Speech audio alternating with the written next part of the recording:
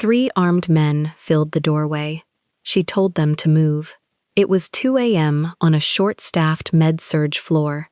Tiana Walker, a black nurse with 10 years behind her, pushed a crash cart toward a coding patient. Security blocked the room. She planted herself in the doorway and ordered them aside. In this room, his body obeys the same rules as everyone else's. The man in the bed was Kang Min-jae, 41, a Korean mafia boss they called the Quiet One. A black koi tattoo curved up the left side of his neck, the tail vanishing under his collar. Charcoal silk. A platinum watch on the nightstand. Everything about him said power. None of it moved her. The next night he demanded her name. Not to thank her. To complain. She came anyway, unafraid, and looked him straight in the eye. He tried to override a med order. She blocked it. He was not used to the word no. She saw the 3 a.m. man who would not sleep, who turned visitors away, who quietly asked if his injured driver had survived. He saw a woman he could not buy and could not scare. But what neither of them noticed was the danger already moving through the halls around them. Before starting the story, comment down below where you are watching from and what time it is there. If stories of karma, love, and hidden truths move you, leave a like, be sure to subscribe to the channel, and click join to become a member and help our channel. The monitor at bed 12 was screaming, and Tiana Walker was already moving before the second alarm joined it. 2 in the morning, med-surg, East Wing, and the floor held 9 patients too many for the 3 nurses breathing its recycled air. She counted the doors as she ran the way other people counted stairs, without thinking, the number just there. Room 908, Mr. Alvarez, 61, post-op day 2, a man who had spent yesterday afternoon showing her a phone photo of a granddaughter with a gap in her teeth. She hit the door with her shoulder and her palm at the same time. "Talk to me," she said to the aide already inside. He went gray, then this. Tiana had her fingers on the carotid before the sentence finished. Nothing under them that deserved the name Pulse. She slapped the blue button on the wall, and the overhead voice began its flat chant through the ceiling. A code, a room number, the whole hospital told at once that a heart had quit on the 9th floor. 10 years. She had 10 years of nights exactly like this one, and her hands knew the choreography without asking her. "Bed flat," she said. "Board under him. Where's my cart?" The aide was already lowering the frame. Tiana climbed halfway onto the mattress, heel of one hand finding the low center of the man's chest, the other stacked on top, elbows locked, and she pushed. Down 2 inches, let it rise, down again, counting under her breath in a rhythm older than her career. The body under her hands jolted with each compression and did not push back on its own. "Come on, Mr. Alvarez," she said. Not loud, a word between the two of them. "You've got a granddaughter missing a tooth. Come on." The crash cart lived in the alcove by the elevators, 40 seconds away at a walk, 15 at the run of a nurse who had done this before. Gloria Hayes was the one who went for it. Tiana heard the wine-red charge nurse bark a name down the corridor and heard the cart's wheels answer, that particular rattle of a red plastic tower loaded with everything a stopped heart might need. The rattle got louder, then it stopped. It stopped in the wrong place. Tiana kept her count going, kept her weight coming down through her shoulders, but she turned her head toward the sound that had died too early. The corridor outside 908 had filled while her back was to it, not with staff. Men, 3 of them, black suits, black shirts, the kind of stillness that costs money to train into a body. They stood shoulder to shoulder across the mouth of the hallway, and the crash cart, Gloria behind it, both hands white on the handle, had run up against them like a boat against a dock. "Move," Gloria said. "Move. This is a code." The nearest man didn't. He had a shaved head and a scar gone pale across the knuckles of one hand and a small wire curling into his left ear, and he looked at Gloria the way a wall looks at rain. "This corridor is closed," he said. His English was careful, each word set down separately. "The other rooms wait. There's a man dying in that room. There is a principal in the room across from it." The security man's eyes went once, briefly, to a door down the hall, closed, a second man standing outside it, and came back. "No cart passes until it is cleared." Tiana felt the number of seconds the way you feel water rising. Her count had reached the place where the brain, starved, begins to forget it was ever a brain. She could hold a heart's job with her 2 hands for a while. She could not hold it forever, and she could not shock a rhythm she couldn't reach. And the thing that could reach it was 15 feet away, behind 3 men who had decided the hallway belonged to them. She came off the bed. "Keep going," she told the aide, guiding the woman's stacked hands down onto Mr. Alvarez's chest, pressing them into the rhythm before she let go. "Same speed. Don't stop for anything. Not for me." Then she walked into the corridor. She was not a large woman. Teal scrubs, a lanyard swinging, white sneakers gone quiet on the floor. She crossed the space between the room and the men without hurrying, because hurry is a thing you can push against, and she meant to give them nothing to push. She stopped an arm's length from the shaved-headed one, and she looked up into a face built to end conversations. "Your name," she said. He blinked. It was not the sentence he'd been braced for. "Yoon Sok Jin," he said, before he'd decided to. "Mr. Yoon," she said it, the way she'd say it to a patient's son who was making a scene at the desk. Level, unhurried, a voice with the floor under it. "In about 90 seconds, the man behind me is going to be somebody the coroner writes about, instead of somebody I discharge. When that happens, there will be a review. My name goes on it, and so does yours, because the record will say a cart was stopped in this hall, by you, at this time, and I will have written down every second. My orders. I don't care about your orders." Still level. Still quiet. In this room, his body obeys the same rules as everyone else's. Yours too. Rich, poor, a boss, a beggar. A heart that stops gets a cart. That's not your law or mine. That's the only one I answer to on this floor, and right now it's standing between you and a very bad morning. Down the hall, the second man had turned to watch. Behind the closed door, the one Yoon's eyes kept returning to, nothing moved that she could see. Tiana didn't wait for permission. She had learned, across 10 years, that you do not ask a wall to move. You decide the wall has already moved, and you act as if. She reached past Yoon Suk Jin's arm, closed her hand over the cart's handle above Gloria's, and pulled. For half a second there was resistance. Not the cart, the man, his body still filling the gap.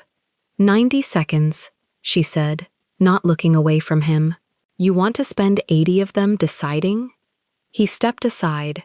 It was not a large motion.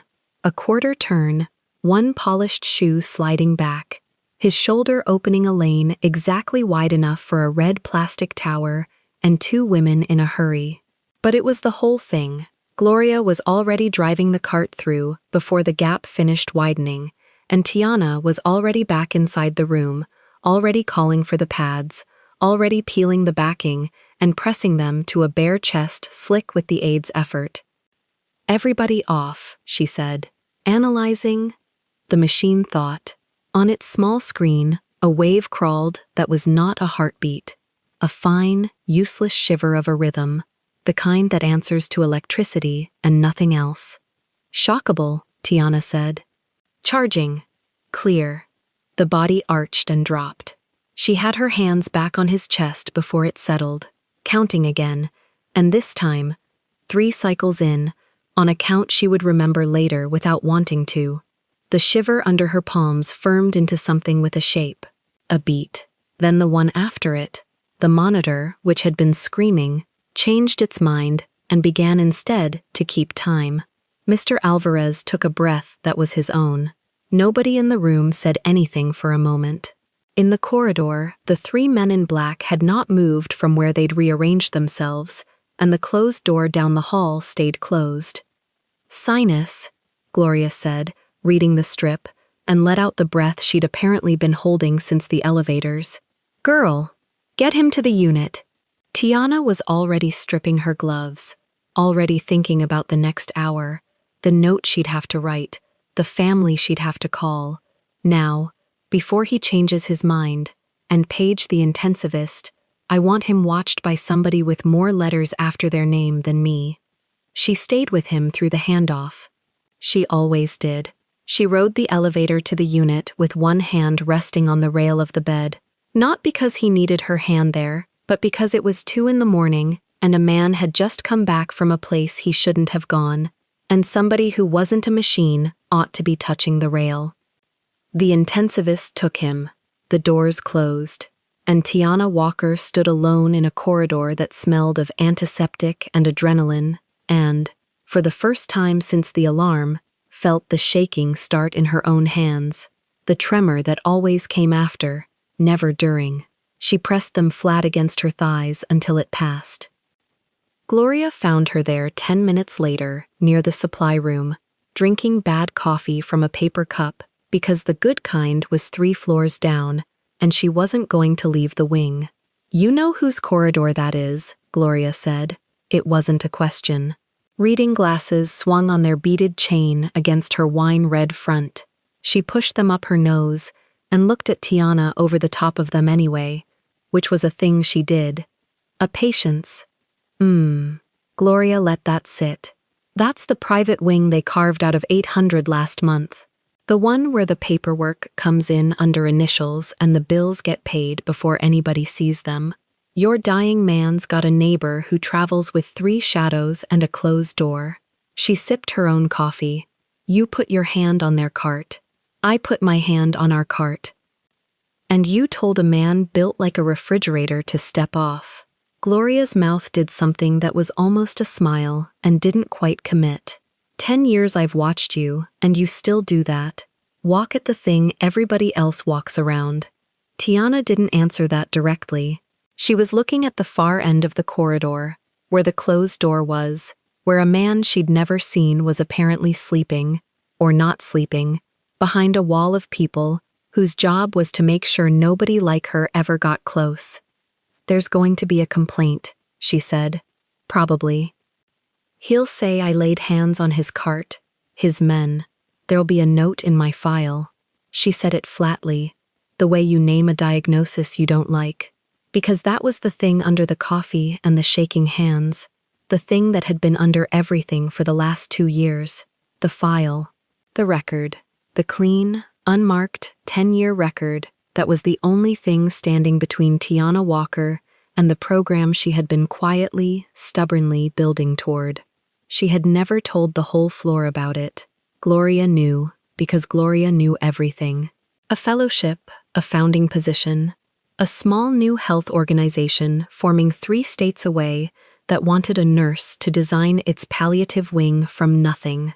A place for the ones who arrive at the end with no family in the waiting room, no photo on a phone, no name at the desk asking after them. It was the reason she'd said no to easier jobs. It was the reason she picked up the 2 a.m. shifts nobody wanted. The reason she wrote her notes cleaner than the doctor's. The reason a single line in a file, insubordinate, unprofessional, laid hands, could cost her a thing she'd bled 10 years to reach. She knew what she'd done in that hallway. She knew she'd do it again. "They can put whatever they want in the note," Tiana said, and finished the coffee, and crushed the cup. "The man's heart is beating. Write that down too." Gloria looked at her a long moment. Then she reached out and squeezed her shoulder, once, the way you do when there's nothing to say that would improve on the person in front of you. "Go chart," she said. "Before Bennett's morning people find something to be interested in." Tiana went to chart. She did not go straight there. On the way to the station, she passed the mouth of the private corridor once more, and this time, because she was tired, because the adrenaline had left a recklessness behind it, She let herself look all the way down it. The closed door had opened. Not wide, a hand's width, enough for the light from inside to fall in a line across the floor. Yoon Suk-jin stood in the gap now, half in and half out, his back to her, saying something low to whoever was in the bed. And past his shoulder, for the length of a breath, Tiana saw a slice of the room. A chair pulled to the window, a charcoal gray sleeve, a hand resting on the armrest with a heavy watch loose at the wrist. A man sitting up in the dark at 2 in the morning, not asleep, not lying down, listening. The hand on the armrest turned, just the fingers, as if the person they belonged to had heard, through a wall and a hallway and a code that wasn't his, a voice tell 3 armed men that his body obeyed the same rules as everyone else's, and had, for reasons of his own, decided to remember it. Yoon Suk-jin began to turn. Tiana looked away before he finished, and walked to the station, and sat down, and opened Mr. Alvarez's chart, and began, cleanly, in the flat, careful language that would hold up under any review anyone cared to run, to write down the truth of what had happened on the 9th floor at 2 in the morning. She got as far as the timestamp on the code. Then a shadow fell across the desk, and she looked up into the flat, unreadable face of Yoon Suk-jin, who had crossed the whole length of the corridor without her hearing a single step, and who set one gloved hand on the counter and said, quietly, the 4 words that were going to reorganize the rest of her life. "He wants your name." Tiana set her pen down before she answered him. She finished the timestamp first, the way she'd finish anything, because a chart left open was a chart someone could question later. Then she looked up at Yoon Suk-jin and said, "Walker, Tiana Walker. It's on the badge you've been reading for the last 10 seconds." The gloved hand lifted off the counter. He didn't confirm it or deny it. He turned and walked the length of the corridor again, and this time she counted his steps, and there were none she could hear. She thought that was the end of it. A name given, a note filed somewhere in a man's head, a complaint she'd deal with in daylight. She was wrong about the timing. She had the rest of the night to be wrong about a lot of things. The summons came the following evening, at the start of her shift, before she'd even hung her bag in the locker. Gloria caught her by the sleeve near the supply room. "The 800s want you, personally, by name." "Which room?" "The one you're not supposed to walk into without an escort." Gloria's mouth did something complicated. "He asked for the nurse who moved his men. Bennett's people already logged it, so whatever this is, it's on paper now." Tiana pulled her hair back off her shoulders and tied it. "Then let it be on paper." She walked the corridor alone. The 2 men at the door watched her the way men watch a door they've been told to watch, and one of them lifted a hand toward her lanyard, and she stopped, and let him look, and said nothing until he stepped aside. The door opened from the inside before he touched it. The room was dark except for a single lamp turned low. A man sat up against the raised head of the bed, one knee bent under the blanket, a tablet face down on the tray beside him. He had a book open and unread on his lap. He was awake the way people are awake when they've decided sleep is a thing that happens to other people. "Close it," he said, not to her. The door closed behind her. Tiana crossed to the foot of the bed and picked up the chart from its slot, because that was the first thing she did in any room, and it gave her hands somewhere to be. "You asked for me." "I asked for the nurse who told 3 of my men that my body obeys the same rules as everyone else's." His English was low, unhurried, each word set down whole. "I wanted to see the face that goes with a sentence like that." She turned a page. "And now you've seen it." "Now I've seen it." He watched her without moving his head, only his eyes. "You're not afraid of me. I'm on the clock. Fear costs time I don't have." She looked up from the chart. "You wanted to complain, so complain. I'll write it down myself if it saves your people the trouble." Something crossed his face that wasn't quite a smile. He shifted, and the lamp caught the left side of his neck, and she saw it then. Black ink curving up from under the collar of the charcoal robe, the tail of a koi fish disappearing into cloth, the body of it climbing toward his jaw. She'd read about the man in the 800s the way everyone on the floor had read about him. Prepaid bills, paperwork under initials, 3 shadows. She knew the tattoo the second she saw it. She knew exactly whose room she was standing in. Her hands stayed where they were. Her breath stayed where it was. She went back to the chart. He caught the pause. Of course he caught it. He was a man who lived by catching pauses. You know the name now. I know a tattoo. She clicked her pen. The name's not on your chart, and your chart is the only part of you that's my business. He was quiet for a moment. In that quiet, she heard him decide something about her, and she heard him not tell her what it was. Sit down, Miss Walker. I'll stand. You've got a medication due. She checked the line, checked the label, checked the time against the order. Your evening dose, anticoagulant, plus the one for your blood pressure. You're behind on both because you sent your last nurse out of the room. I sent her out because she talked to me the way people talk to a grave they're afraid of. He looked at the small cup she'd prepared. I don't want the second one. The blood pressure medication. I feel fine. You feel fine, because the medication is doing its job.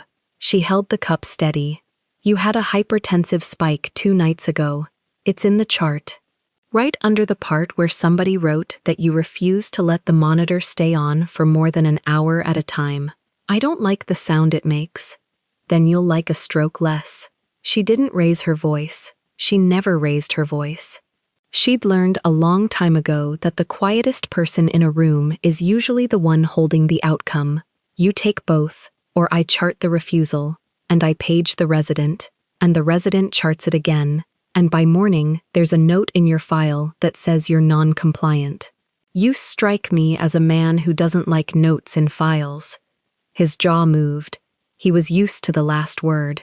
She could see the shape of that habit on him, the way a man carries a coat he's worn so long he's forgotten it's a coat. You'd chart me. I'd chart anyone. She set the cup on the tray within his reach and stepped back, hands folded. I charted a 61-year-old last night, whose heart stopped in this hallway, while your men decided a crash cart could wait.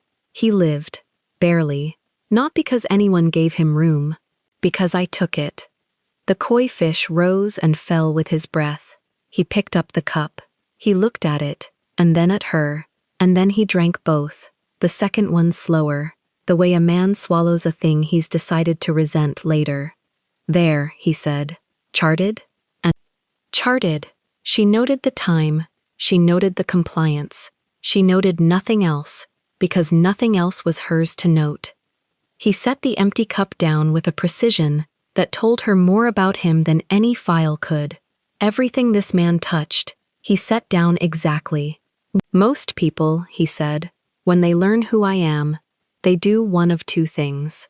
They get very polite, or they get very brave. You did neither. I did my job. Same job I'd do for the man in room 908. She capped her pen. You're not special in here. That's not an insult. It's the only thing keeping you alive on a floor with 3 nurses and 9 patients over capacity. 3 nurses. Something in him caught on the number. For 9 patients over. For a whole wing over. The 3 is the part I can't fix. She moved to check the IV, adjusted the rate by a hair, watched the drip settle. So no, I don't have time to be afraid of you, and I don't have time to bow to you, and I definitely don't have time to argue with you every night about a pill the size of a lentil. He watched her hands at the line. She was aware of being watched the way you're aware of a draft. Present, not urgent. He wasn't looking at her the way men in that hallway had looked at her lanyard, or the way men in bars looked at the blonde hair against the dark skin, like it was a question they were owed an answer to. He was looking at what her hands did. He was looking at the decisions. Who taught you to stand in a doorway like that? He said. 10 years of doorways. She finished with the line. You learn that the people who get hurt are usually the ones nobody stood in front of. He was silent again. She'd worked with enough silence to know the difference between the kind that wants filling and the kind that's doing work. His was doing work. "You said my chart is your business," he said finally. "Nothing else." "That's right." "Then, as my business, tell me something." He leaned his head back against the raised bed. For the first time, he looked less like a man holding a room and more like a man who hadn't slept in a week. "How long? How long what? How long until I'm out of here?" She looked at the chart, and then she looked at him, and she understood the question underneath the question. It wasn't a man asking for a date. It was a man asking how much longer he'd be lying flat in a building full of doors he couldn't watch all of. "That's not my call. That's the surgical team's." She paused. "But if you keep taking the second pill, and you keep the monitor on, and you stop sending your nurses out, days, not weeks, you're healing faster than your chart says you should. Bodies like yours usually are, too stubborn to know when to quit." The almost smile came back, and this time it stayed a half-second longer. Before he could answer, she reached past him and pressed 2 fingers to the inside of his wrist, above the loose platinum band, and counted against the second hand of her watch. He held still under her hand, not the stillness of a man being touched, the stillness of a man deciding not to pull away. "What are you doing?" "My job, the one you keep asking about." She counted to the end. 68. Better than the chart from 2 nights ago. "You want to be out of here in days. That number is how you get there. Not by frightening the staff. I haven't frightened you. You've frightened everyone else. Which is the same problem, because the people you frighten are the ones who forget to write down that your kidneys are clearing the medication too fast." She let go of his wrist. "Your last nurse missed that. She was too busy being polite to a grave. I'm not going to miss it, because I'm not afraid of you, and that makes me the most useful person on this floor to you right now." He absorbed that. She watched him absorb it.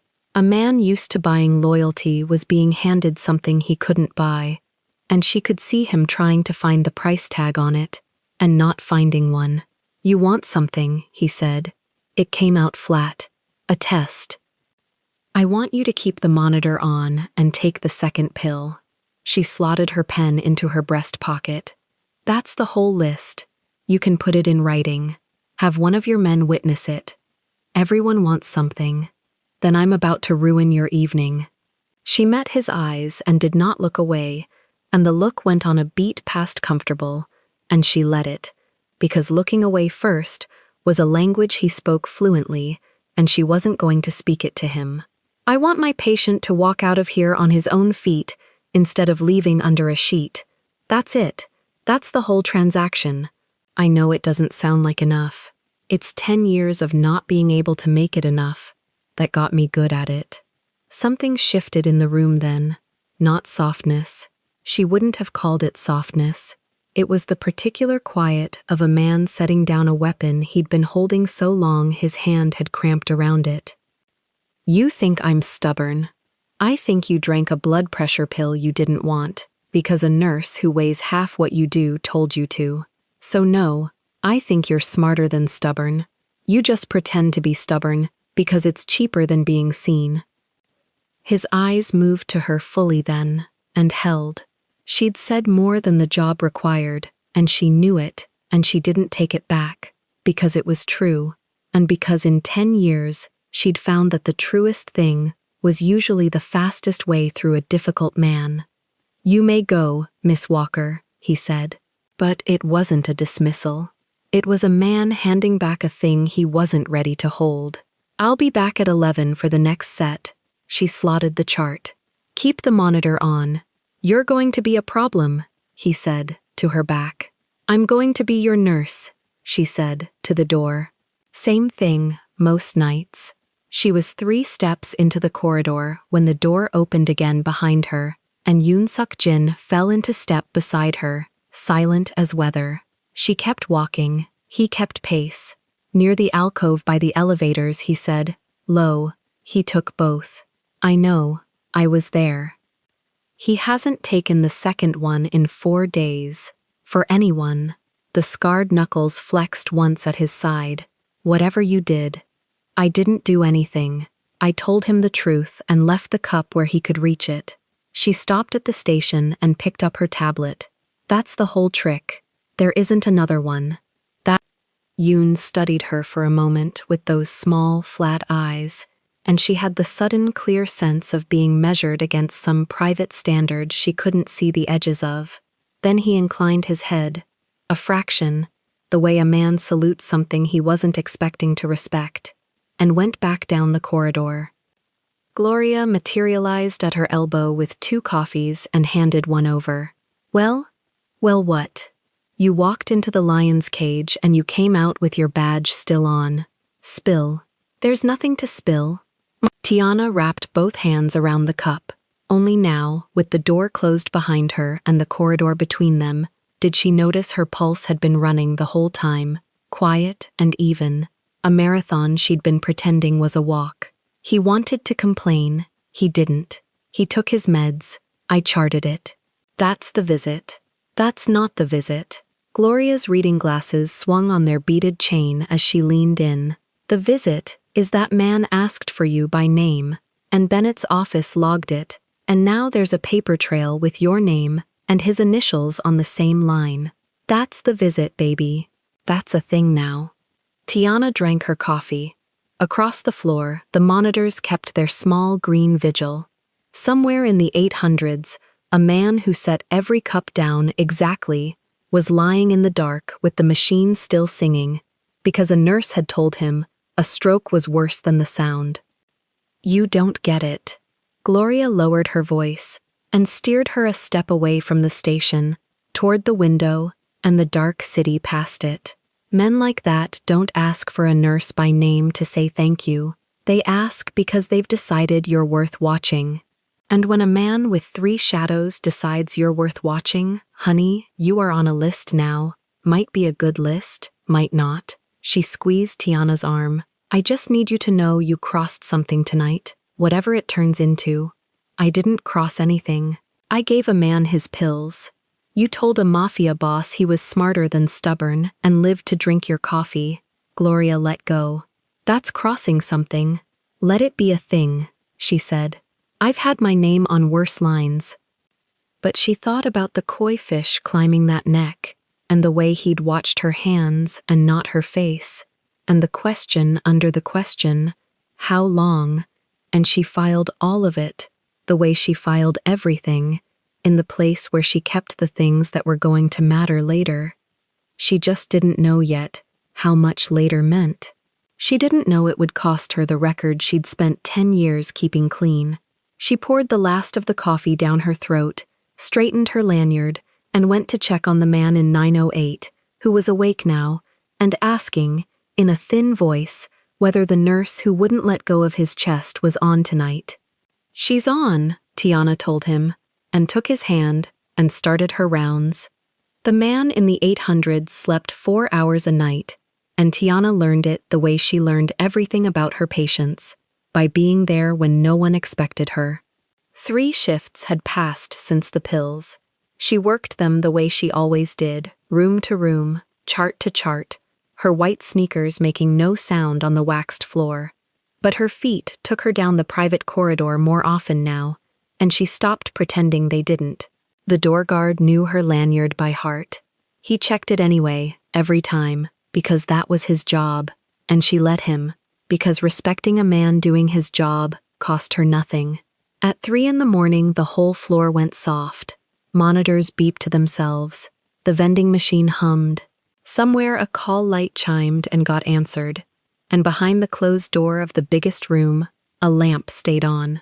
She pushed it open the 3rd night and found him exactly where he'd been the night before, sitting up, back against the pillows he'd stacked into a wall. The book open on his lap to a page he hadn't turned. His eyes were on the door before it moved. You should be asleep, she said. So should half your patients. They are. That's why I have time for you. She crossed to the monitor and read the strip. His numbers held steady. The BP med was doing its work. the pulse sitting where she wanted it. She noted the time on his chart and clicked her pen. He watched her hands. He always watched her hands. "You count everything," he said. "It's the job." No. He closed the book without marking his place. The last one counted the machine. "You count me." She let that sit. She didn't answer it, because answering it would have made it into more than it was, and she wasn't ready for it to be more than it was. She checked his water. She checked the line in the back of his hand, the tape at the edges, the skin around it for the redness that meant trouble. All of it fine. "You didn't eat," she said. The tray by the wall still wore its plastic lid. "I wasn't hungry. You were. You just didn't want a stranger watching you chew." His jaw moved. Not a smile. The place a smile would go if he let it. She pulled the lid off the tray, looked at the cold food, and set it down again. "I'll get you something warm. You'll eat it while I chart in here." Nobody watches anybody. That's a negotiation. It's dinner. She was at the door when he spoke again, and his voice had dropped the thing it wore for other people. "The man who was driving," he said, "the night they brought me in." She turned. "Is he still in this building?" She held the handle. She thought about what she was and wasn't allowed to say, and then she thought about the fact that he'd asked at 3 a.m, in the dark, when no one could hear him, need to know. "Different floor," she said. "Surgical," he came through it. Something went out of his shoulders. A hair. You'd have missed it if you weren't counting. "He has people?" she asked. "He has me. Then he has people." She brought back a bowl of soup from the staff kitchen, the good kind, not the machine kind, and she sat in the chair by the window and charted while he ate. Neither of them said anything for a long time. It was the first quiet between them that wasn't a fight. She didn't tell him she'd checked on the driver herself 2 nights ago. She didn't tell him she'd stood at the surgical desk and asked, casual, the way you ask about anybody, and written nothing down. That was hers to know. She left him with the empty bowl and a monitor that behaved, and a book he still wasn't reading. The next night, room 914 died on her watch. His name was Harold Fenn, 78. He'd been on the floor 11 days, long enough that Tiana knew he took his tea with too much sugar and hated the television and had a daughter in Oregon who called every evening at 8. 11 days was a long time on a med-surg floor, long enough to forget he was dying, because most of them didn't. He went quietly, in the gap between her rounds, the way the quiet ones did. She found him at 4. She didn't run. There was nothing to run for. She stood in the doorway a moment with the chart against her chest, and then she went in and did the things you do. She closed his eyes. She turned off the monitor that had already told the truth. She straightened the blanket over a man who'd never feel warm or cold again, because his daughter would come, and his daughter should see him neat. She was the one who called Oregon. It was 1 a.m. there. The daughter had been asleep. Tiana said the words slow and clear and true, and she stayed on the line while a woman 2,000 miles away made the sound people make, and she didn't rush her off it. Then she charted the death, time, circumstance, notification. Her hand was steady the whole time, because her hands were always steady during, and she'd learned a long time ago that the shaking came later or not at all. Gloria found her at the station with the chart still open. "Fenn?" Gloria said. "Fenn."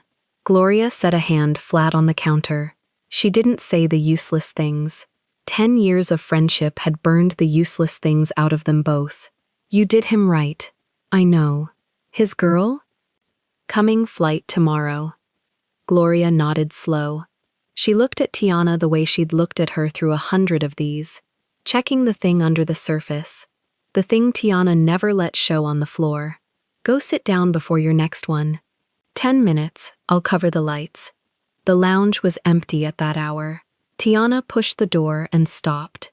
On the table, in the middle, sat a paper cup of coffee, lid on, still steaming. Beside it, a paper bag, folded neat at the top. No name on either, no note. She stood over it. The coffee was from the place 4 blocks down, the one that closed at midnight, the one you couldn't get anything from at 4 in the morning, unless somebody had gone before it closed and waited. The bag held a warm sandwich, and under it, wrapped in wax paper, a slice of the lemon cake she'd mentioned once, 3 nights ago, in passing, to a man in the dark who'd asked her what she ate on shift and gotten a joke instead of an answer. She didn't touch it right away. She thought about the guard down the hall who watched the corridor. She thought about Yoon, who moved through the building like weather. She thought about a man who slept 4 hours a night and knew, somehow, that a patient had died on her floor, and knew which floor, and knew when the lounge would be empty. The door opened behind her. Gloria, glasses pushed up into her coils, taking in the table in one look. "That's not the machine coffee," Gloria said. "No. That's the good place. That's closed." "I know."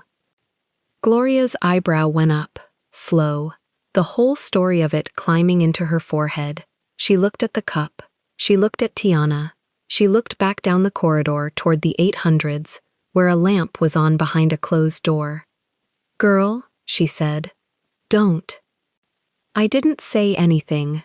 You said girl. That's not saying anything. That's just a word."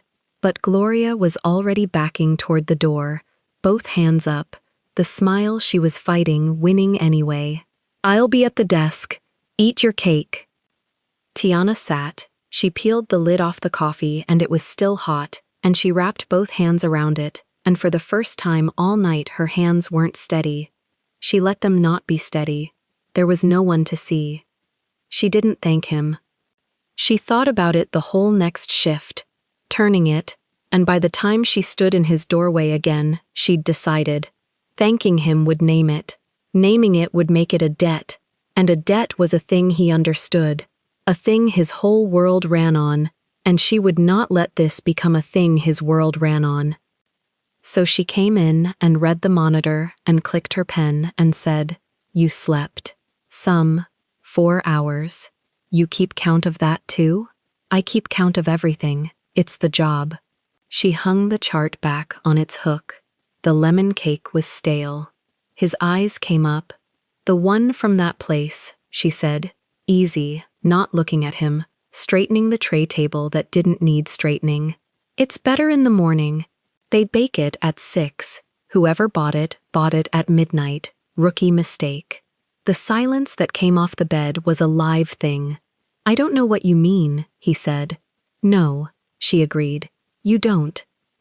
And that was all either of them ever said about it, then or after. He didn't admit it. She didn't accuse it. It sat between them, known and unspoken, which was the only way a thing like that could survive in a room with a door that closed and a corridor full of men who reported everything.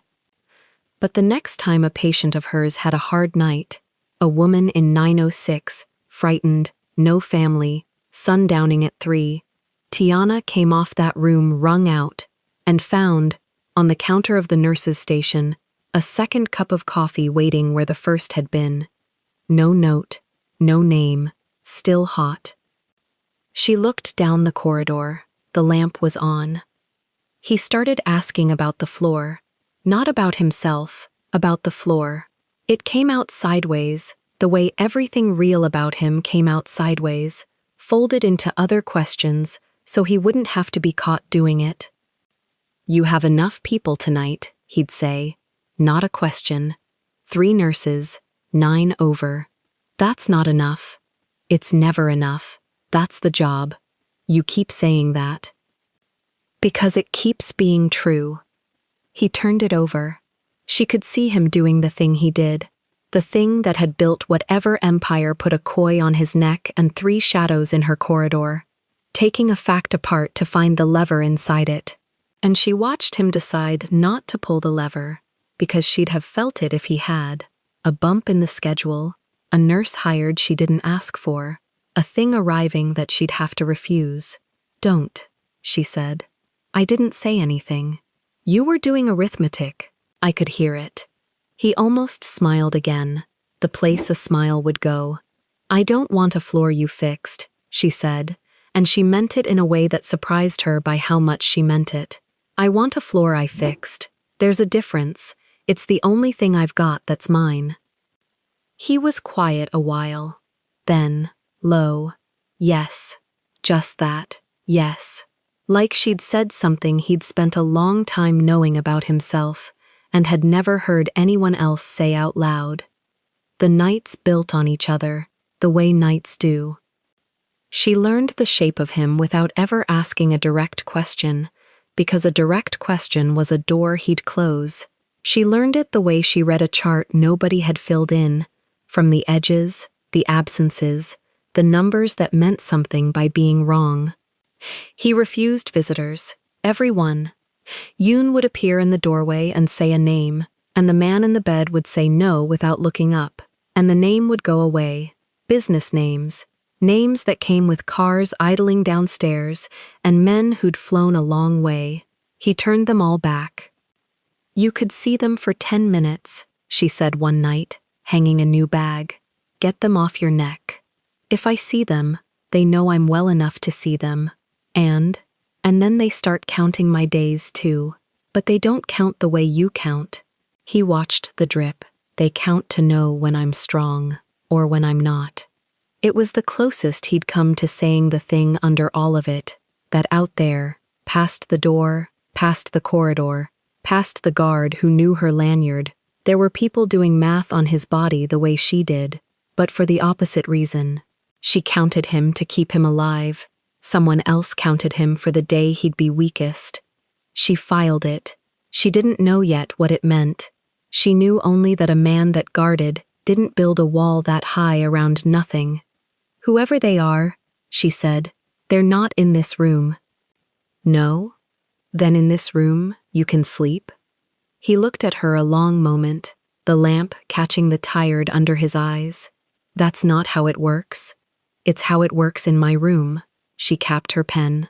Your body obeys the same rules as everyone else's. Everyone else sleeps. So will you. I'll be on the floor. Nobody gets past me to you without going through a code first, and I'm very good at codes. She said it light. She meant it like iron. And whether it was the words or the woman who said them, she came back an hour later to find the lamp still on but his eyes closed, the book fallen shut on his chest, his breathing gone long, and even for the first time she'd seen, sleeping, actually sleeping. She stood in the doorway and did not wake him. She reached in and dimmed the lamp one notch, no more, because a man like that would surface if the dark came all at once. Then she pulled the door to and left it a hand's width open, the way you leave it for someone who has to hear the world to rest in it. Yoon was in the corridor. He'd watched the whole thing. His flat face gave up nothing, but when she passed him he spoke, low, in the careful separated English she'd learned to listen through. 4 years, he said. I have not seen him sleep with the door open. 4 years. She stopped. You should know what you are doing, Yoon said. It wasn't a warning. It was almost the opposite. Because he does not. And a man like him, when he does not know a thing, he searched for it. He does not let it go. I'm his nurse, she said. Yoon looked at her the way Gloria had looked at the coffee. Yes, he said, in a voice that meant no, and moved back down the corridor to his post. Gloria caught her at the end of the shift, in the locker room, both of them peeling off the night. You know what you're doing, Gloria said. Not the eyebrow this time. The other voice, the one from 20 years of watching Tiana walk toward things other people ran from. I'm doing my job. Uh-huh. Gloria pulled her cardigan on. I've watched you do your job for 10 years. You do it the same for everybody. Old, young, mean, sweet. The ones who spit at you and the ones who cry. Same Tiana, same hands. She shut her locker. You don't bring the good coffee back to the lounge and drink it with your hands shaking for everybody, baby. Tiana didn't answer. I'm not telling you nothing, Gloria said, softer. You're grown. You've been grown. I'm just— She stopped at the door. That man's got a whole world you can't see, and that world's got rules that ain't got nothing to do with the ones in this building. You keep your eyes open. I always keep my eyes open. On the floor you do. Gloria opened the door. This is a different floor. She left. Tiana sat on the bench a while, the locker room quiet, her scrubs in her lap. She thought about a man sleeping with the door open for the first time in 4 years. She thought about a cup of coffee going cold because she'd been too slow to drink it, and the second one, and the third. She thought about how she'd stopped pretending her feet carried her down that corridor by accident. She was good at reading charts. She was good at reading rooms. She was good at reading the thing a person needed and giving it before they knew to ask. She was not, she realized, sitting on the cold bench with her hands finally still, reading this one right at all, and for the first time in 10 years, she wasn't sure she wanted to. She stood. She dressed. She went home in the gray before dawn, and she slept. And when she woke in the afternoon, the first thing she thought of was a lamp behind a closed door, and whether it was on. It would be. She knew it would be, and she'd go back that night, and check his numbers, and click her pen, and pretend the counting was only ever the job. Down the hall from a woman who was learning she'd started to lie to herself, in a room with a door left a hand's width open, a man who trusted no one on earth slept the whole day through, because somewhere below him, on a floor he couldn't watch, the one person he'd decided to believe in had told him she'd stand between him and everything, and he'd done the thing he never did. He'd believed her. Neither of them knew yet how much that would cost. The call came to the front desk at 6:40 in the evening, before Tiana had even clocked in. Gloria took it.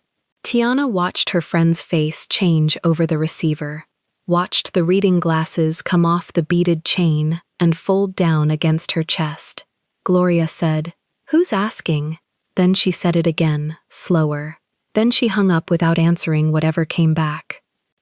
Man wanted to know if a patient in the 800s was stable enough to travel, Gloria said.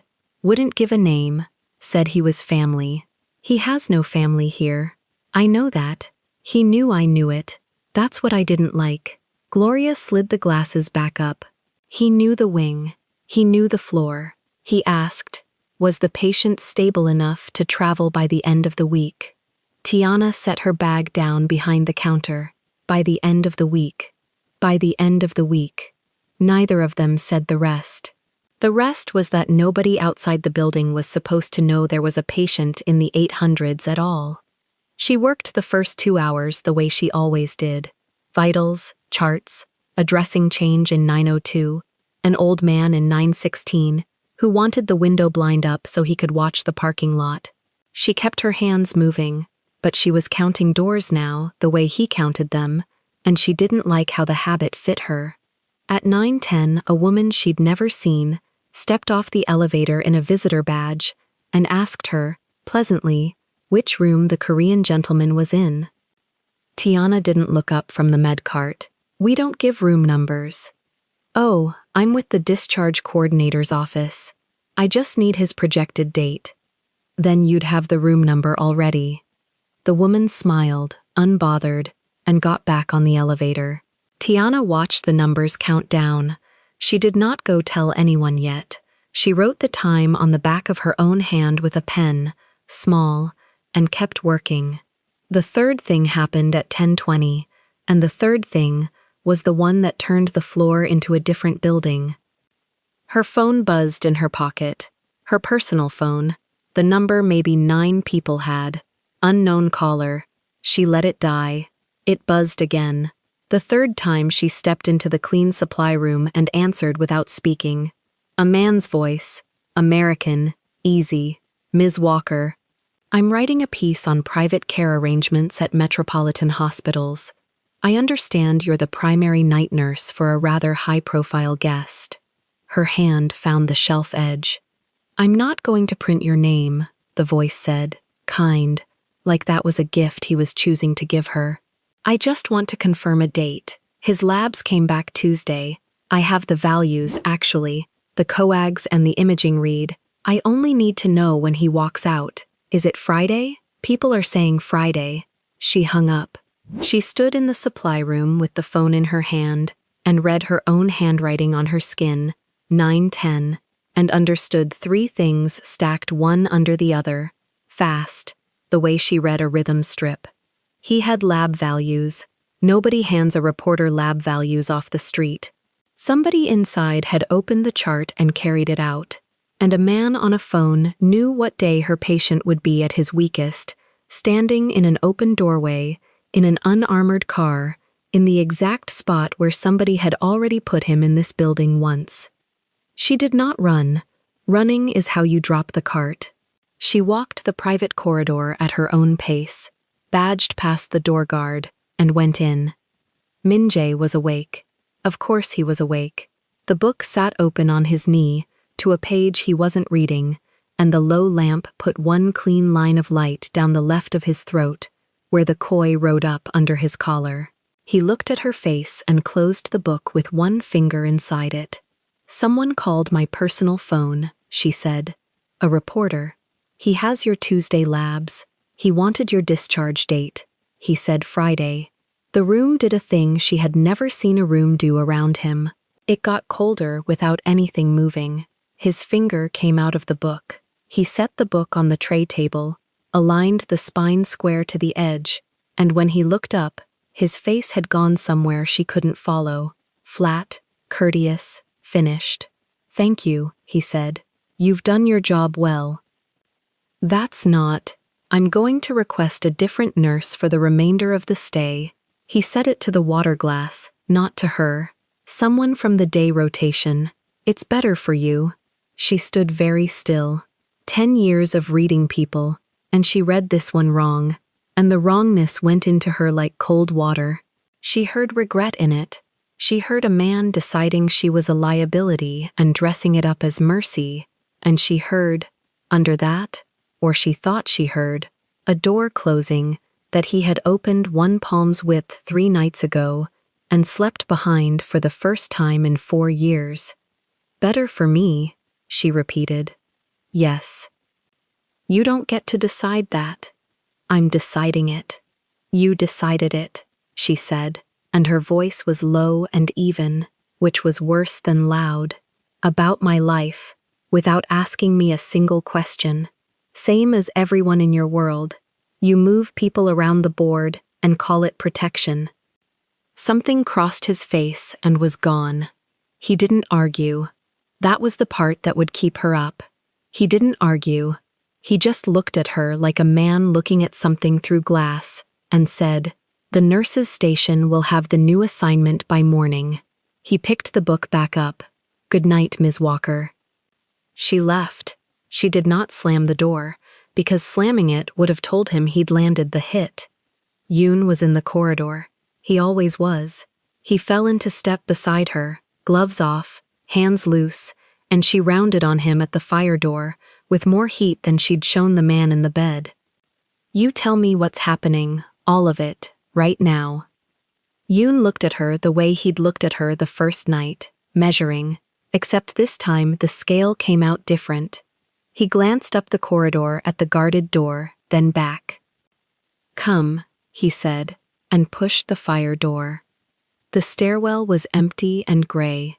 Their voices came back off the concrete.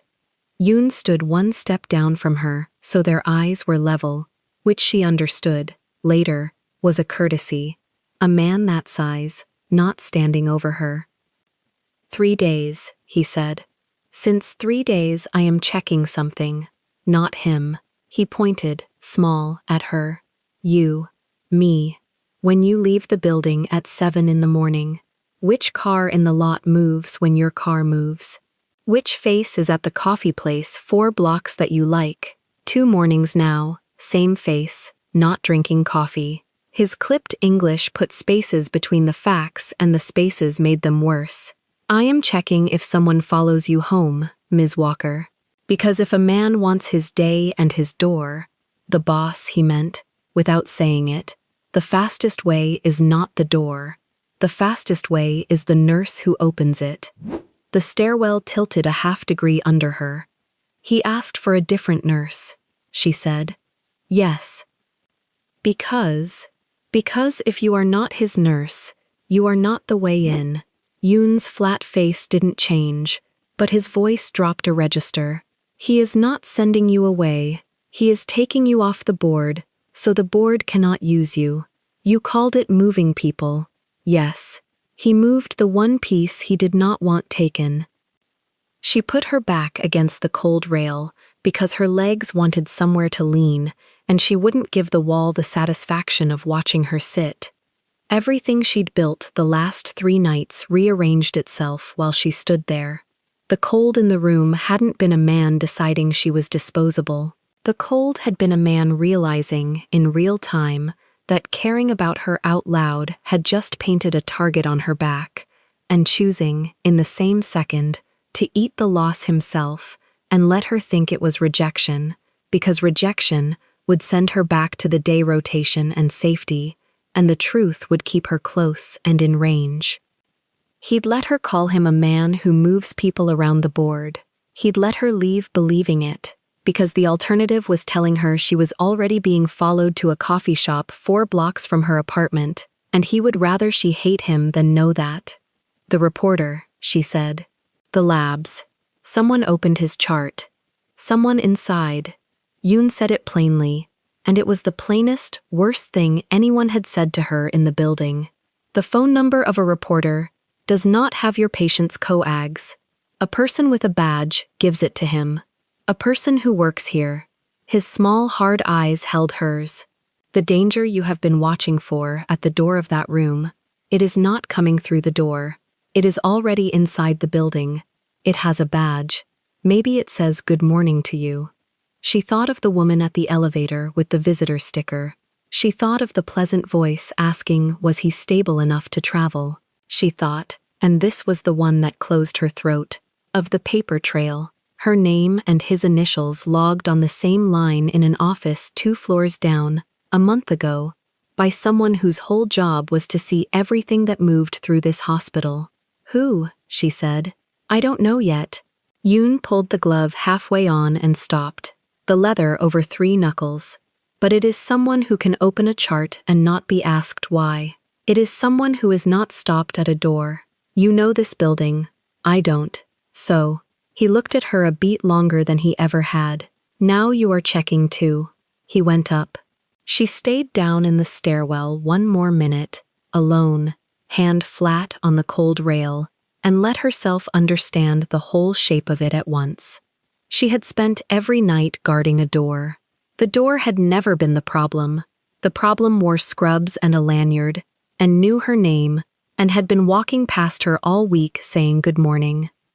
When she came back onto the floor, the fluorescents were too bright, and Gloria was at the station with 2 coffees, and for 1 second, Tiana looked at her oldest friend on the unit and felt something she was ashamed of, the reflex to run every face through the question now, even hers. She killed it. Not Gloria, but the reflex had come, and that told her how far the ground had already moved. You look like you saw the far side of something, Gloria said, and slid a cup across. Tiana didn't take it. That man who called this morning, asking was the patient stable enough to travel. You said he knew the wing and the floor. I did. Did he know the room? Gloria's face went careful. He knew the room. We don't give room numbers, Glo. I turned a woman away from the elevator tonight for asking. Nobody at this desk gives a room number for that wing. Tiana kept her voice down under the monitors, so he already had it. From inside. Gloria set her own cup down slow. The kindness in her round face didn't leave, but something under it hardened into the veteran she'd been for 25 years, the woman who'd seen every kind of thing a hospital could hide. You're telling me somebody on staff is feeding out that man's information. I'm telling you his lab values are on a reporter's desk. Tuesday's labs. Somebody opened the chart and carried it out the door. Gloria was quiet. Down the hall, a call light chimed. and neither of them moved for it. Access is logged, Gloria said finally. Every chart. Who opened it? When? How long? You know that. It's logged. I know it's logged. Then it's sitting in the system right now.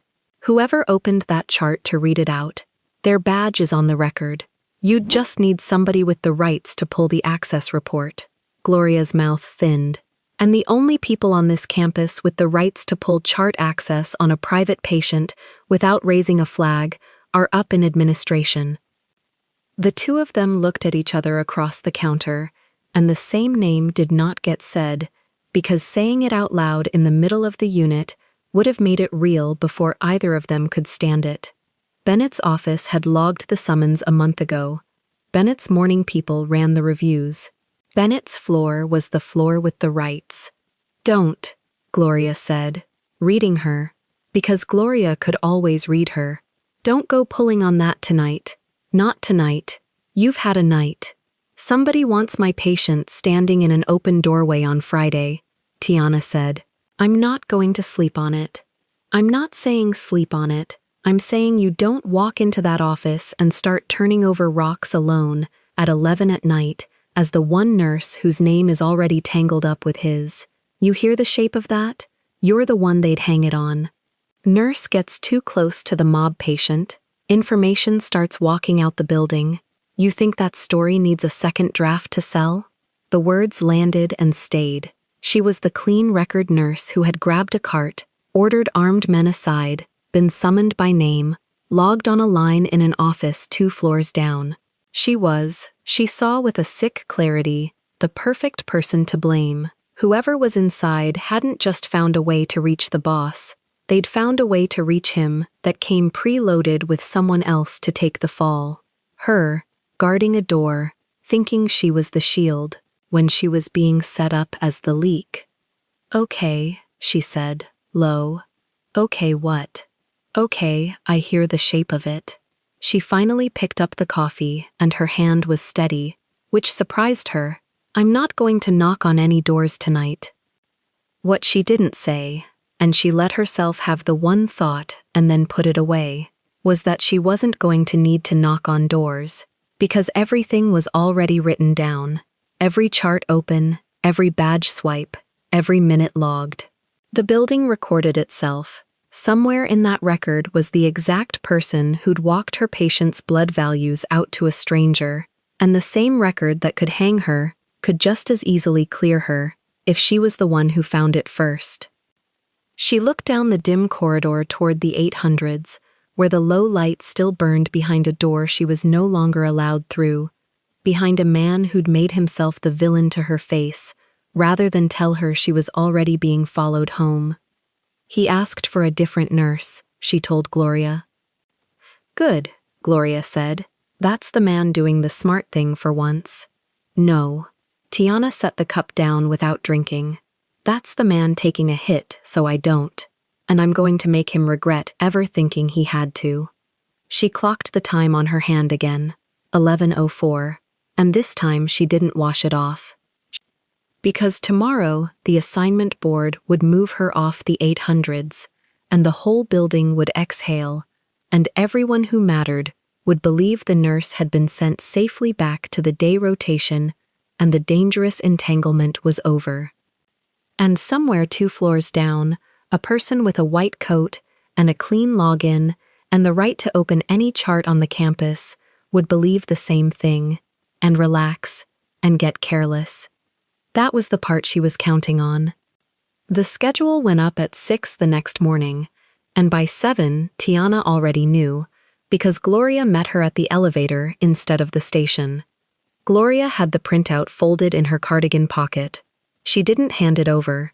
She said the 800s were reassigned to day rotation, and a float from the 7th floor would carry the private corridor at night. Tiana's name had been moved to General Med-Surg, West Wing, Bed 1 through Bed 10. You saw it before I did, Tiana said. I saw it at 5:50. I've been standing here since. Gloria kept her voice low. You want the printout, or you want to walk in like you didn't already guess? Tiana took the printout. She read her own name in the West column, and read the empty box where the 800s used to sit under her initials. Someone in an office 2 floors down had typed that. Someone with the right to type it. Fine, she said, and clocked in. She worked the West Wing for 3 nights and told herself it was fine. Bed 4 had a hip. Bed 7 had pneumonia and a wife who slept in the chair. Bed 9 kept pulling his line and she reset it 4 times before dawn, and each time she thought about a corridor she wasn't walking anymore. The float nurse who took the 800s was young and careful, and asked Tiana twice about the med schedule for the private one, and Tiana gave clean answers and felt something turn over in her chest each time. She did not go down the private corridor. That was the whole point of it, and she held the point like a rail. On the second night, the float came looking for her at the West Station. She'd been told the private patient wouldn't take the evening pill from her. Would Tiana come talk to him? Tiana said no. She said it flat, and the float blinked at her, and Tiana softened it into a lie about protocol and reassignment and not crossing wings. The float went back down the hall. Tiana stood at the counter with her hands flat on the surface and made herself stay. He had moved her off the board without a single question. She kept coming back to that. Not the reassignment. She could take a reassignment. It was the shape of it. A man deciding the safest arrangement of her life, the way he decided the seating in a car, and expecting her to be grateful for the seat. She'd told him to his face that he moved people and called it protection. He hadn't argued. He'd looked at her through glass and wished her good night. And now she was in the West Wing, being useful to strangers, and he was 200 feet away, refusing pills from a girl who didn't know his kidneys cleared the medication too fast. That was the part that got under. She knew a thing about his body that no one else on the floor knew, and she'd walked away from it on purpose, and the walking away felt less like safety and more like a door she'd shut on her own hand. Gloria found her like that on the 3rd night, hands flat on the counter, staring at nothing. "You've charted bed 7 3 times," Gloria said. "Same numbers." Tiana looked down. She had 3 identical entries, one under the other. "Go get coffee.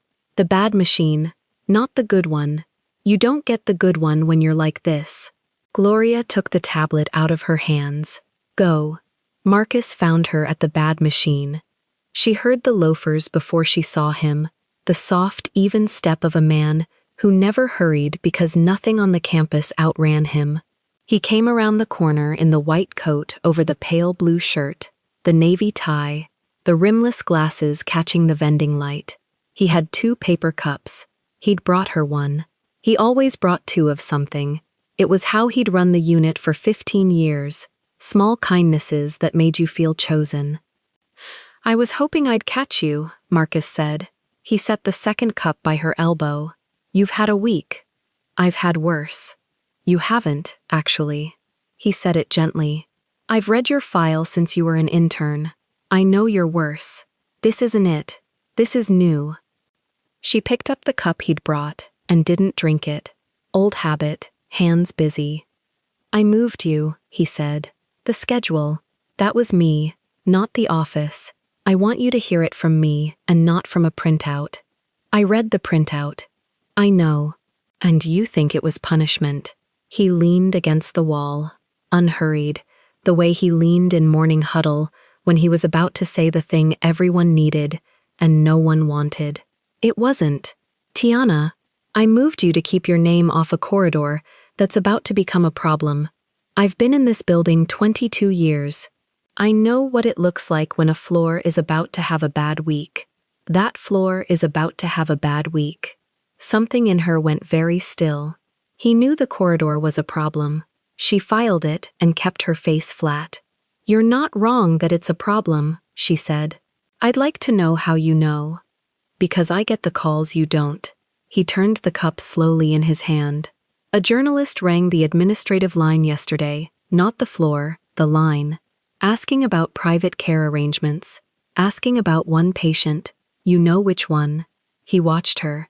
"When the press starts calling the administrative line about a patient, The next thing that happens is an audit. And audits don't stay tidy. They pull everyone who touched the chart.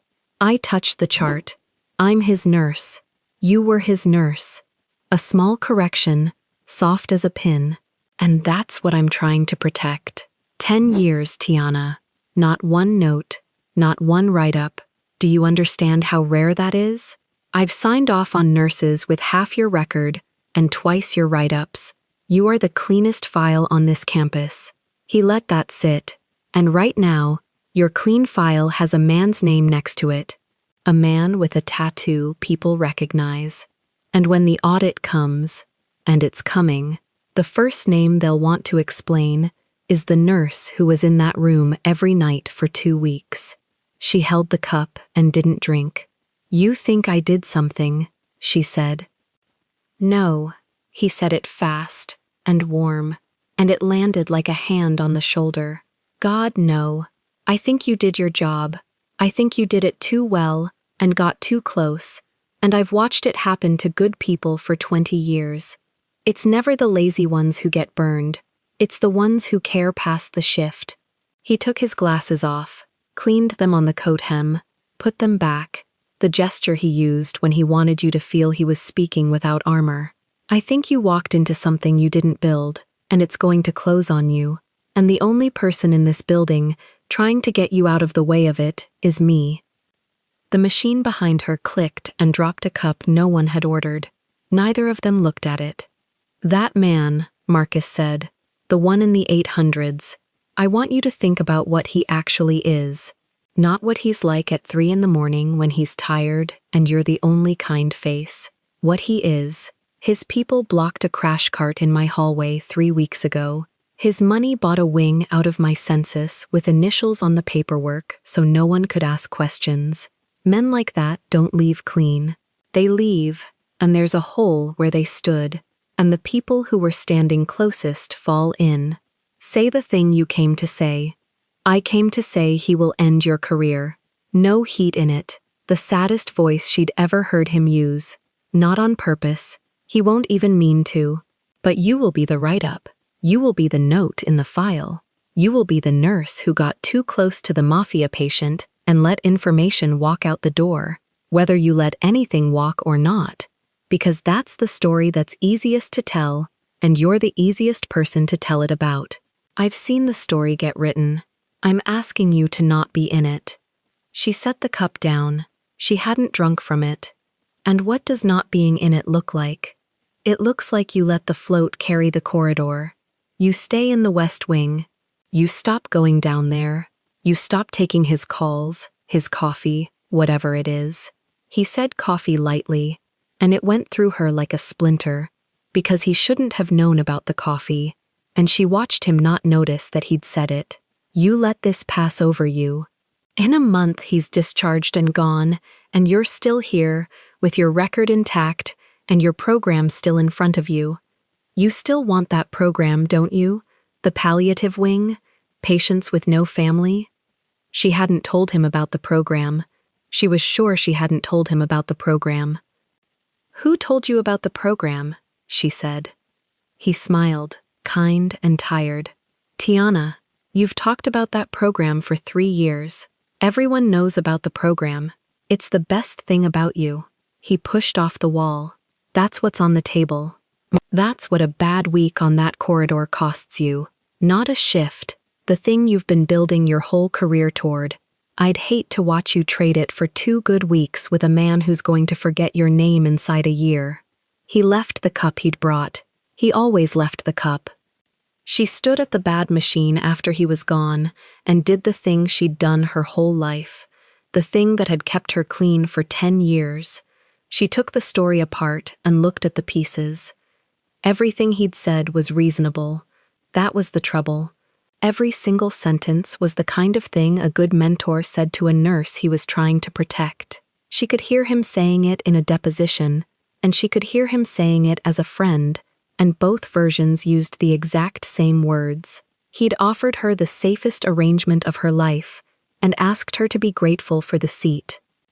The same shape. She noticed the shape. But Min-jae had made the safe arrangement, and let her think it was rejection, so she'd hate him and stay away and stay alive. Marcus had made the same arrangement and let her think it was love, so she'd trust him and stay away and stay quiet.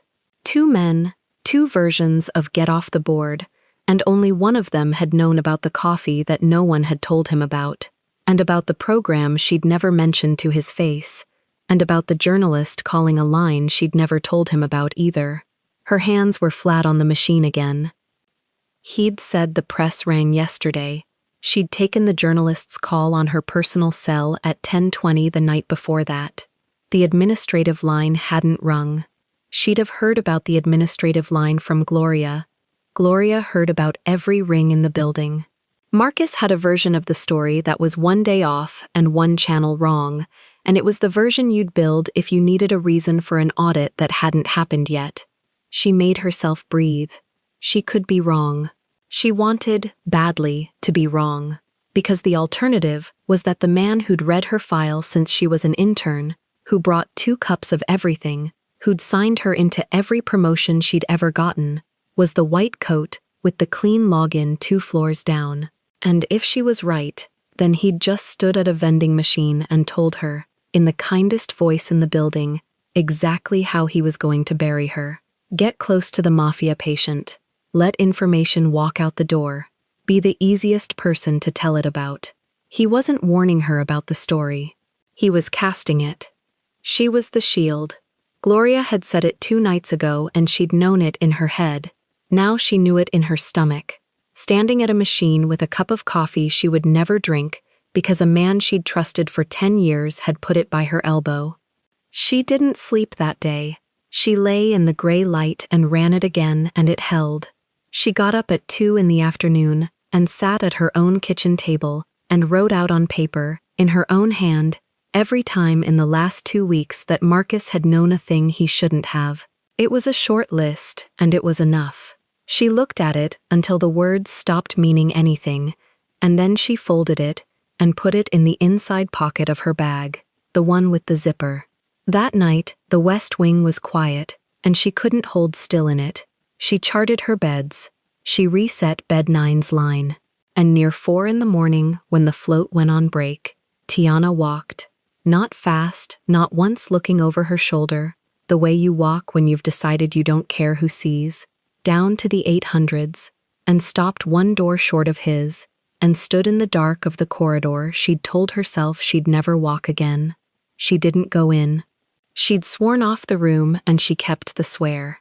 But she stood close enough to see the seam of light under his door and to know he was awake behind it, not sleeping, because a man like that never slept when the board was moving, and the board was moving now, faster than he knew, and she was the only one standing in the hallway who'd figured out which piece was the knife. She could go in and tell him. She could break her own distance and walk in and say his enemy wears a white coat and brings me coffee and knows things he shouldn't, and I think I've had dinner with him and called him a friend. That was the thing to do. Every part of her wanted to open that door. And she understood, standing there, why she couldn't.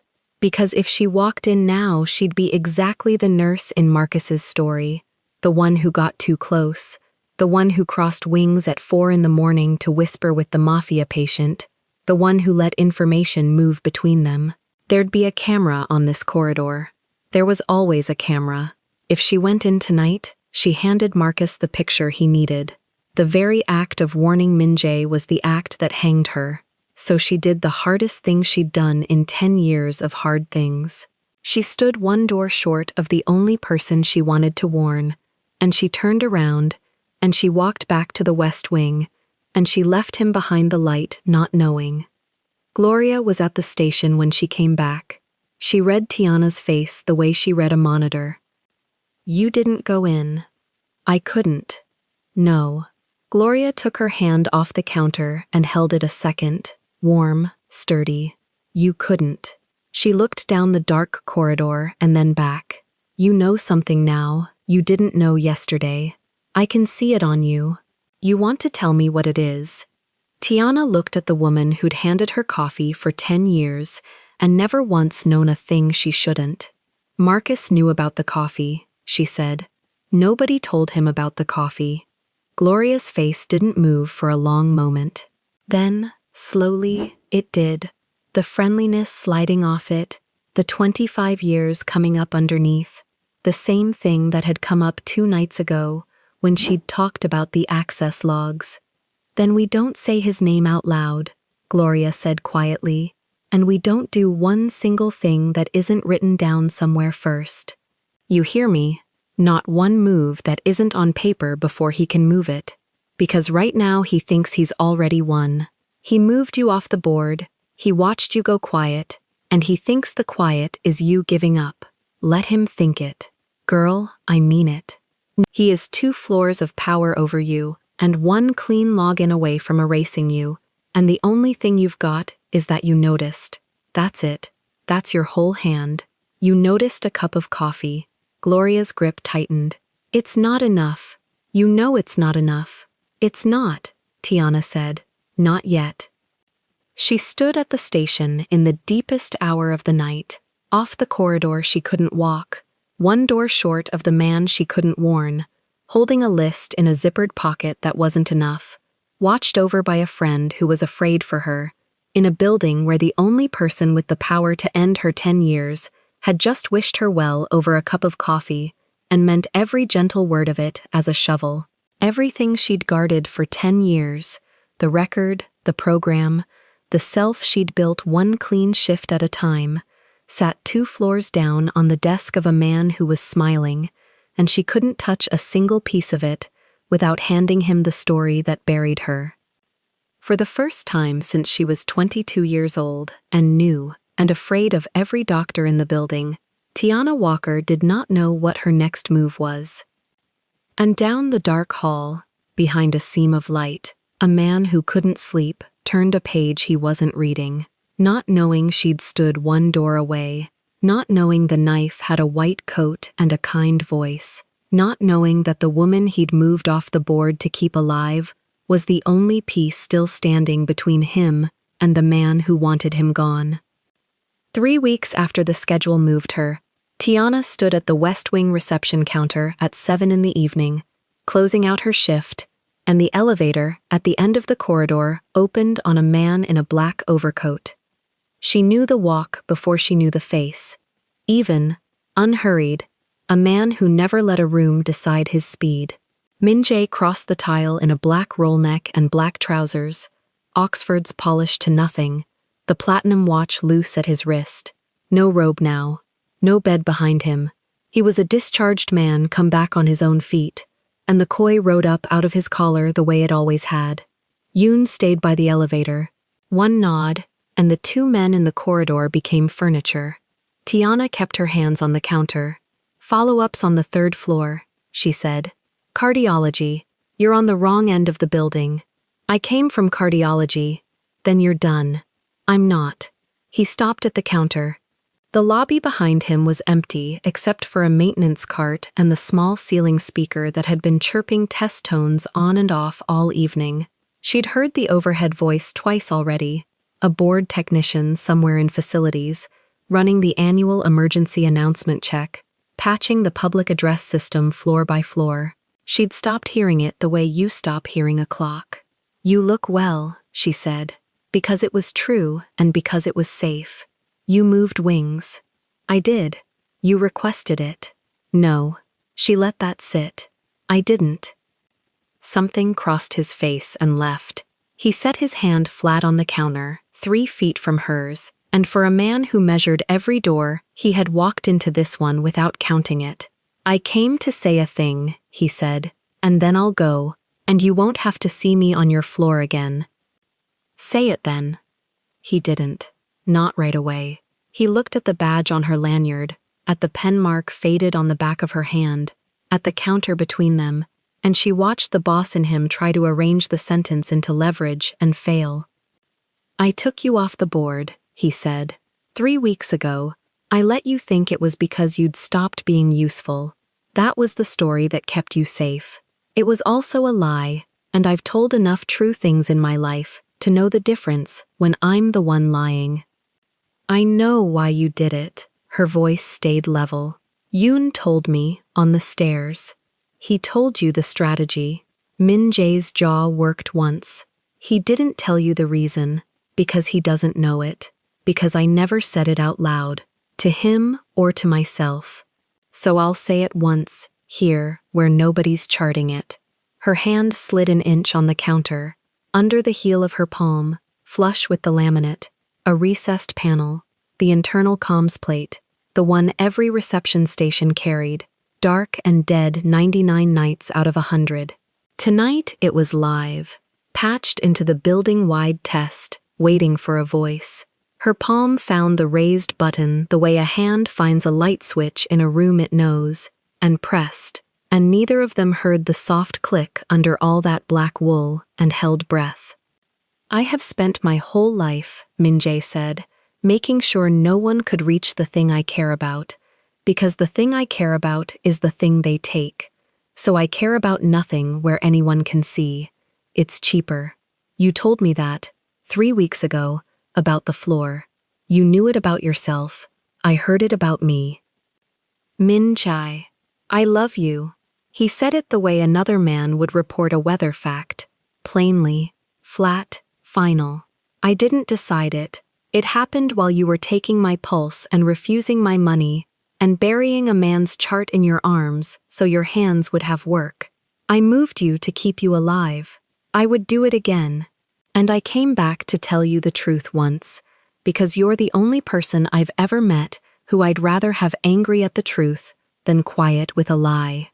2 floors up, in a boardroom with a long walnut table, the ceiling speaker came alive mid-sentence and poured his voice down onto 11 people who had assembled for a Thursday operations review.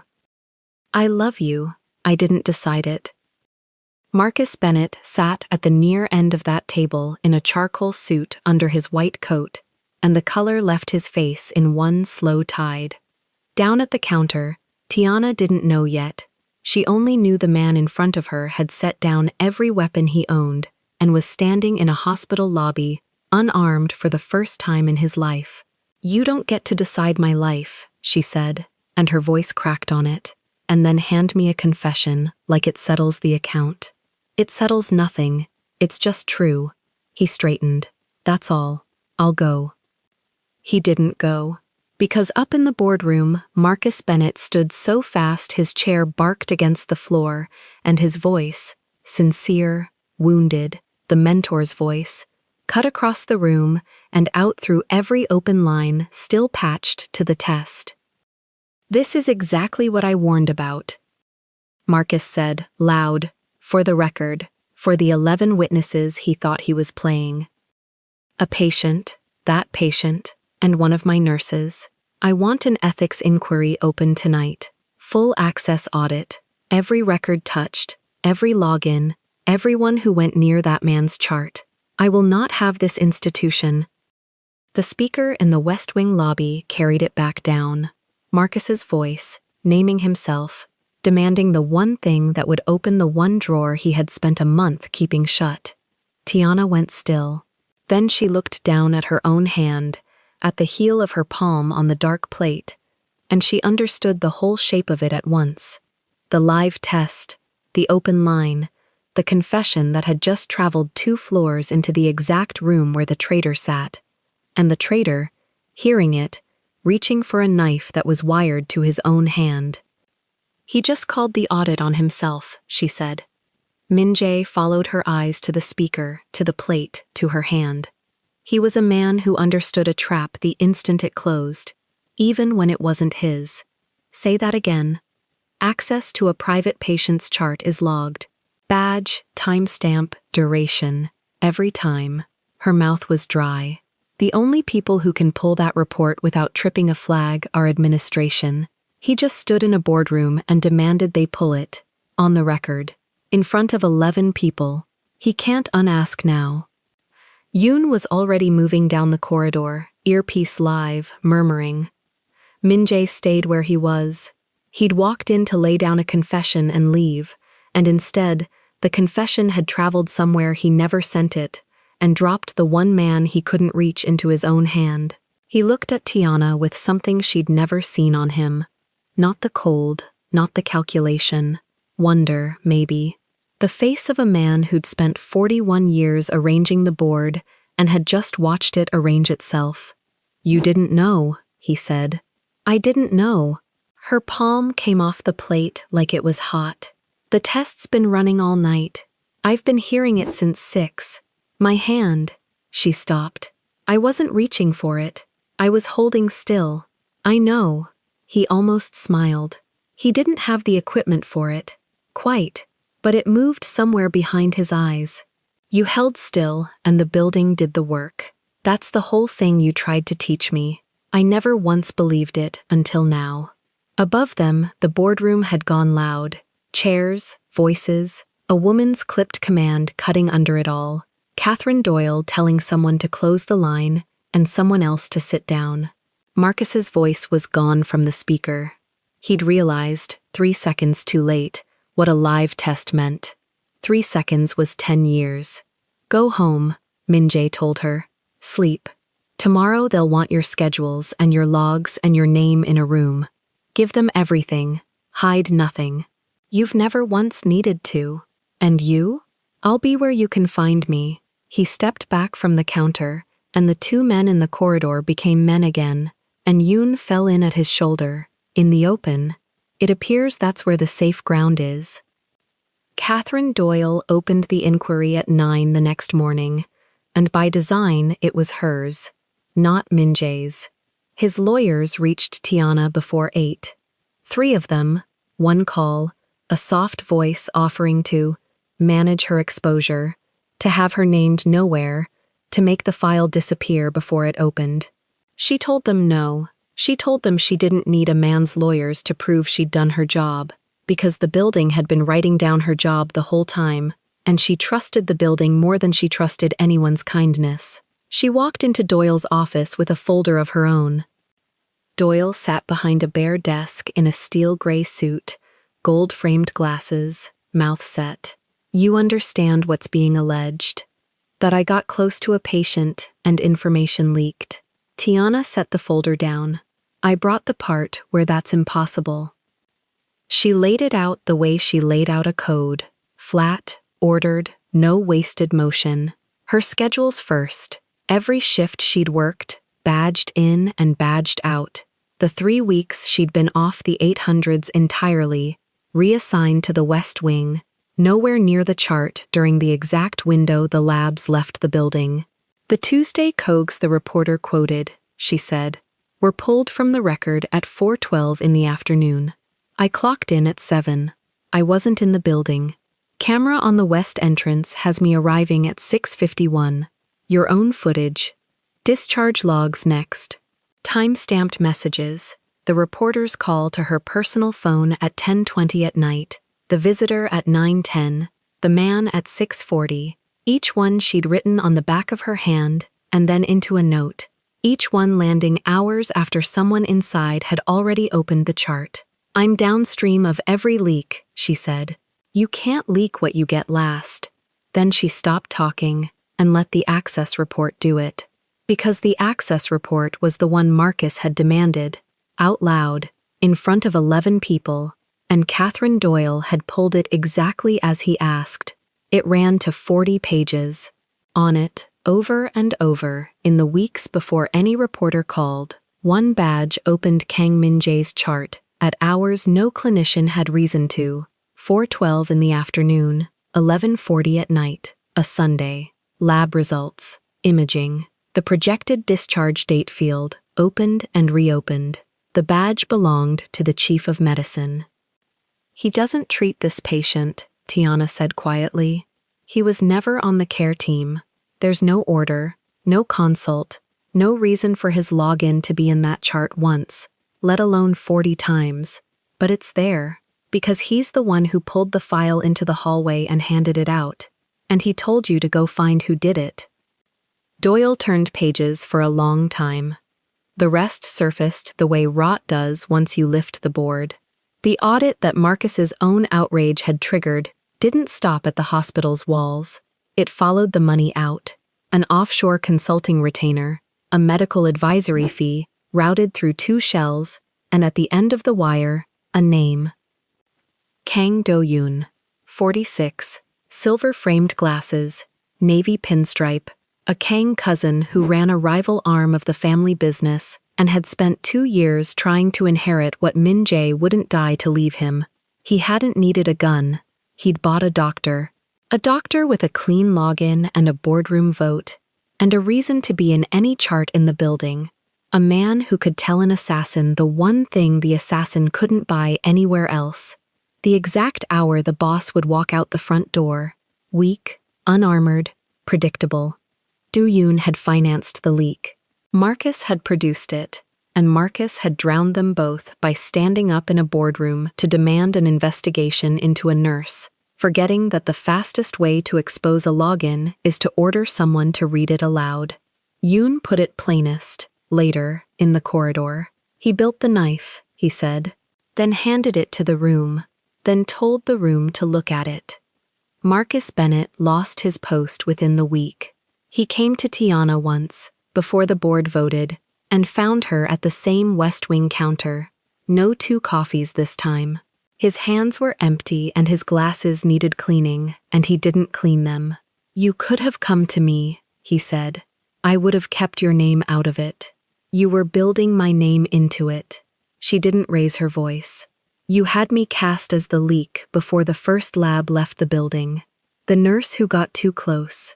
You needed a face for it that wasn't yours, and you picked mine, and then you brought me coffee so I'd hold still while you did it. Tiana, you knew about the program."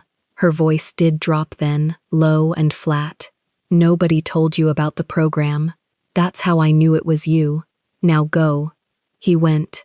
The chief of medicine walked out through the same lobby where his own voice had convicted him, and the ethics board he'd tried to weaponize handed his file to the state licensing office and the district attorney, and the offshore retainer with Kang Do-yoon's fingerprints on it went to people whose interest wasn't professional. He'd spent 22 years in that building. He left it carrying a box. Tiana was cleared in full, not managed, not settled, not made to disappear, exonerated, on paper, by the same logs that were supposed to hang her. 10 years, 0 notes.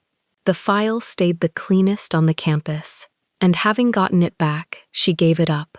She resigned on a Tuesday. Doyle asked her to stay, offered the charge roll, offered the 800s, offered a raise. Tiana said no to all of it. The health org 3 states away had been holding a door for a woman who wanted to build a palliative wing for patients with no family, no daughter in Oregon calling at 8, no one to close their eyes but the nurse on shift, and she had spent 10 years earning the right to walk through that door on her own 2 feet, and she was not going to reach it on a mafia boss's arm. She told Min-jae as much, in a coffee shop off-duty, cream sweater and dark jeans, and small gold hoops, the first time she'd sat across from him with neither of them in a hospital. "Let me fund it," he said. "No. The wing. Not you, the wing. The rooms, the beds, the nurses you can't afford on their budget." He turned his cup a quarter turn on the table, the old tell. "I have more money than any man should be allowed. Let some of it close eyes. On one condition. Name it. Support," she said. "Never control. You don't get a chair on the board. You don't get my schedule. You don't get to move me off any square, ever again, to keep me safe. If you can't watch a thing you care about stand in the open where people can reach it, then you can't have this." He was quiet a long moment, a man who had spent his whole life making the thing he loved unreachable, being asked to leave it in the light. "Yes," he said. "The same yes." From the dark room a lifetime ago, the sound of a man hearing a true thing about himself and, for once, not flinching from it. They built it. She ran it. He paid for rooms he was never allowed to enter without her say, and he learned, slowly, badly, the way hard men learn tenderness, to want a thing without owning it. Yoon stood at the back of the opening and gave the wing a single nod.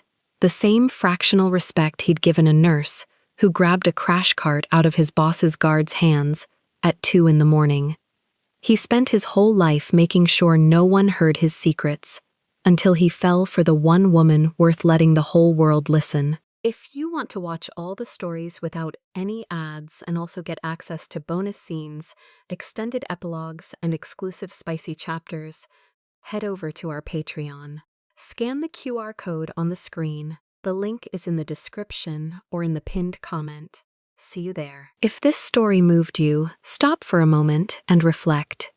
Have you ever stood your ground for someone the world had already written off, even when powerful people told you to step aside? Have you ever trusted a mentor's warning, only to learn the real danger was the one giving the advice? And when the truth finally spoke for itself, did you let the whole room hear it? Tell us your experiences and feelings in the comments. We read them all. And if you believe in stories about dignity, loyalty, and truth, leave a like, be sure to subscribe to the channel, and click join to become a part of our community and help the channel.